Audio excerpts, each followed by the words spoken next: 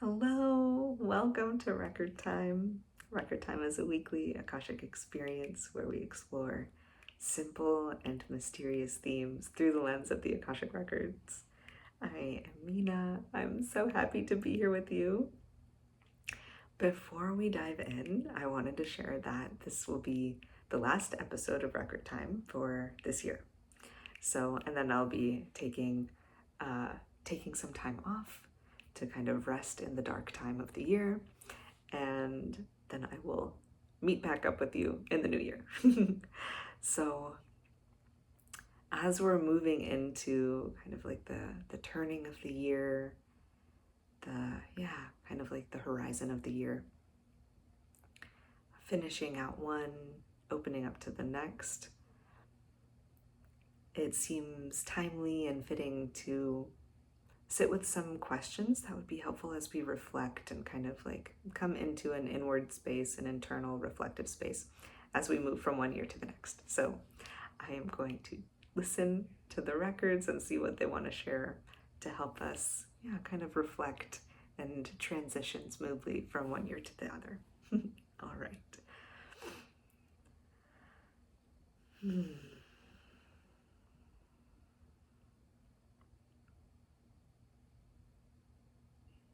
So it seems like they're just going to offer us some reflection questions. You're welcome to use these as journal prompts, or just let them simmer in the back of your mind, whatever you like to do in your personal reflection. So the first question that they're inviting us to look at and to consider is, what made you luminous with joy this year? What made you luminous with joy this year? Was there anything? Was there anything that did that? And they're also reminding you that luminosity, brightness, is it's a gradient. So it doesn't have to be the brightest, most luminous joy, but was there something that made that inner flame of joy a little bit brighter? It could be just one lumen brighter. It could be, just whatever. So they're offering you that reminder so that there's no pressure on thinking of something that made you like ecstatic with absolute bliss. It could be something small. Maybe it was that you tried a new hobby. Maybe it was that you rekindled, an old creative practice or something like that. It might have nothing to do with creativity or hobbies. It could be anything at all. So it could be a place that you went to, or finding a new route on your walk. It might be that there was a space that you enjoyed being in this year, or a new something, a new or an old or a dearly beloved something that just increased or helped you stay connected to the brightness, the luminous joy that belongs to you, really. So that's the first question. Let me see. They're also noting that while this is a playful question, it's a happy question. It has the potential to be a happy question, I might say. It might also, kind of illuminate that there were things that might have been difficult about this year. And they're saying, while this question, it can land in a few different ways. It can be easy to dismiss, reflecting on what helped you stay connected to joy. They're saying that this is really important. There's something really important about this. And if you missed last week's episode, I invite you to engage with that too, if this topic around joy calls to you. Because it seems like as we're easing out of the year, the last two episodes of Record Time this year are about, they're including joy. So there's something really important about this theme going forward, that they are offering us that so that we don't dismiss it as frivolous. It's not frivolous, it's vitally important. Okay, so let me see what the next question is.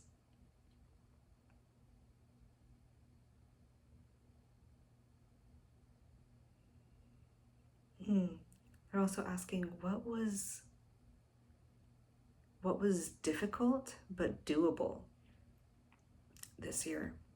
Was there something that you learned about yourself that almost like, did you learn that you have a new capability? Did you have to develop a new skill this year? What did you find this year that was difficult but doable? It might be something that you've tried to do again and again, and this year you were actually able to do it. It was challenging, but you were able to do it. It could be something that always tends to be difficult but doable. Noticing what that is.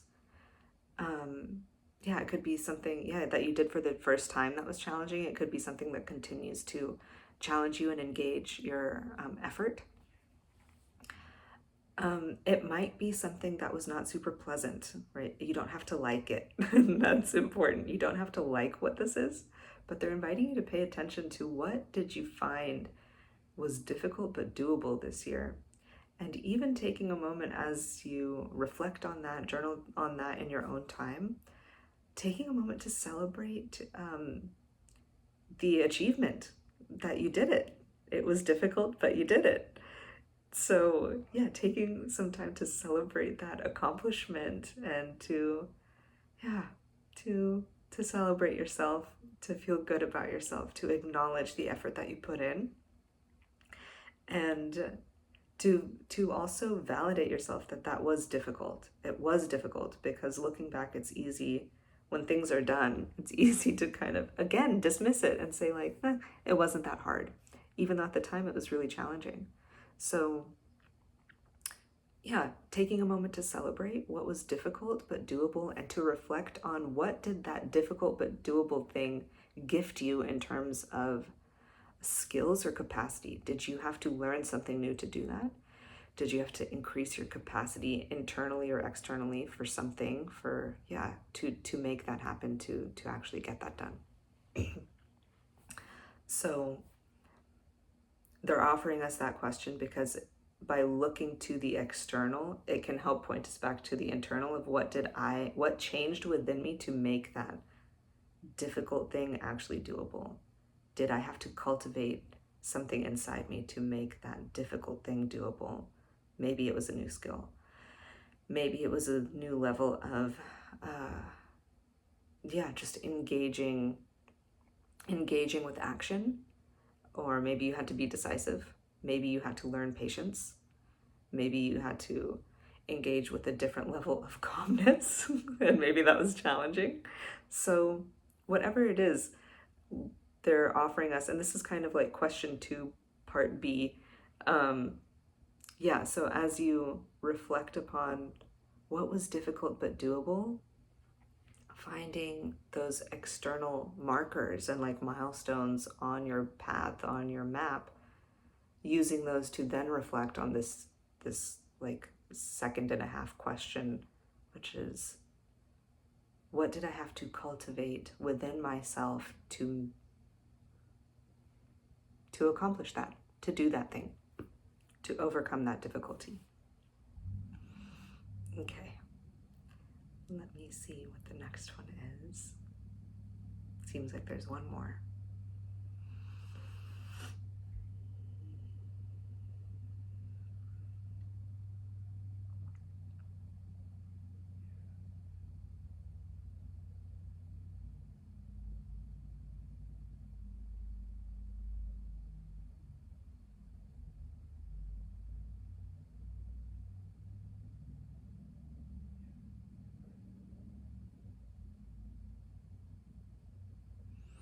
Okay, so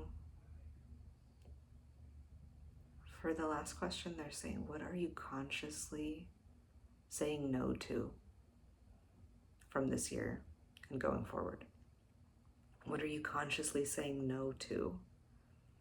And this has the potential to be an activating question. There might be stuff that immediately comes to mind.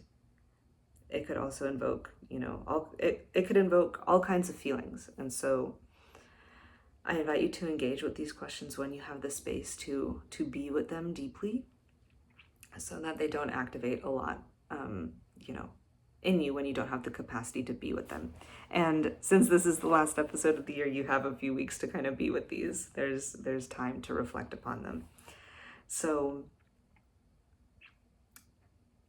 what are you consciously saying no to? And inside this question, there's a lot of ways you could approach this. One might be what was difficult but not doable this year. That might be something that you consciously say no to. And also saying what was difficult but doable that you didn't like, that you just don't want to do again. That could be something that you're consciously saying no to. There could be things that you would like to say no to, but perhaps you don't feel like you're able to. And if you're journaling on these, like to write those things down anyway, to offer yourself clarity and almost to say like, I hear you to yourself of like, yeah, this feels like a no. I might not actually be able to act on this no, but I know that it's a no. And this question feels really tender. And it has the potential to kind of swing us into a state of helplessness, but it also has the potential to swing us out of a state of helplessness. And what they mean by this is you might find that there are things in your life that you want to say no to, but again, don't feel like you actually have the choice to be able to do that. You don't have the means to stop doing that thing or to walk away from something or to disengage from something. You might have an obligation. And again, that has the potential to bring us into a state of like helplessness and like, oh, there's nothing I can do. I just have to keep doing it. And there's this like sense of potential, like, aching around that. And deep sorrow and anger and angst. There's a lot that can happen, around that of like feeling like your hands are tied and you don't have the ability to choose in a way that honors your sincere desire. And they're also saying, right, it's like, what are you consciously saying no to? Part of this is also seeing like, it's taking some time to reflect on what have you actually been avoiding and saying no to subconsciously that you can actually just bring to the forefront of your awareness. And from an empowered place saying, yeah, this is actually a no. So it's not so much, there is value in noting what feels like a no that you might not actually be able to say no to. That is one type of no that you might be engaging with. The other one is an unconscious no, something that you have been perhaps masterfully, perhaps like with a lot of expertise, so much subtlety, nuance, and grace. Maybe you've been avoiding it or saying no, or even like halfway saying yes, but really it's no. There's this energy of like slipping past something and not being seen, kind of ducking behind something. There's an energy of evading something very slyly, very expertly avoiding something. And they're saying, is it possible to just say no, like more directly to that? Instead of spending energy avoiding and evading something, can you just notice all year long, or however long, I've been spending a lot of energy avoiding something that I can just say no to. That is a rich space for inquiry. And again, it will likely take some time to let that bubble up, and it'll take some reflection. So giving yourself time and space to kind of look back and see, what did you not like this year? What was difficult but doable that you would rather not do? What did you do that you would have preferred not to? What did you avoid again and again this year? Is it possible to just say no thank you to that and to be more direct about that and to honor your inner no more clearly?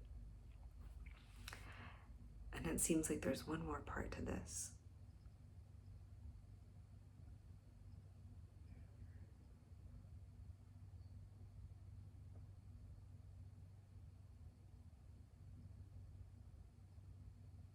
So again, kind of like going with this builds on the second question of what was difficult but doable. And this is where they're saying like this can be a place where it helps you swing out of the state of helplessness. Just because you can do something doesn't mean you have to do something. And so what is it that maybe this year challenged you in a way and you found out you had to develop some new skills and you had to accomplish some things that were difficult. And now you know you're capable of doing that. But just because you are capable of doing it doesn't mean you have to keep doing it. So is there something that the difficult but doable tasks are revealing to you that are actually a no? Is there something that even though you can say yes to it, you don't want to? What are you consciously saying no to? Where are the spaces that it could be a yes, but you want it to be a no? And you have the capacity to actually choose and act on that no and say no thank you to that. So this like last piece has a few different avenues and pathways you can go down. One is what feels like a no, but you actually are not able to do much about it. Write those things down anyway. That way you are aware of it. The other one is, what did you not realize that you've been saying no to all this time without actually being direct about it? What have you been indirectly avoiding and escaping and saying no to indirectly that can actually just be a direct and conscious no? And the third one is, what could be a yes but wants to be a no? Pay attention to those ones.